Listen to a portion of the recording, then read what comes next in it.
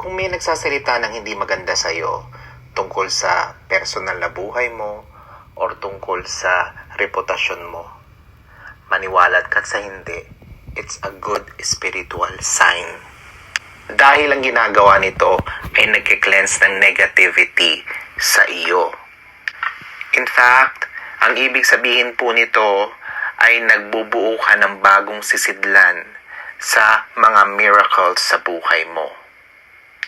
Dahil kapag merong tao na nagsasalita ng hindi maganda sa iyo, at as long as natatanggap mo na walang sama ng loob at kapayapaan sa iyong sarili, ang susunod na mangyayari ay itatransfer nito yung negative na nararamdaman mo sa kanila at yun ang nagiging burden nila. Ganito lang kasimple. Sa bawat sandali na may taong nagsasabi ng hindi maganda sa iyo nang hindi mo nalalaman, maging ito ay totoo or hindi, wala silang kaalam-alam na tinatanggal nila ang negativity sa iyong kaluluwa. Maaari nating i-consider sila as spiritual cleaner.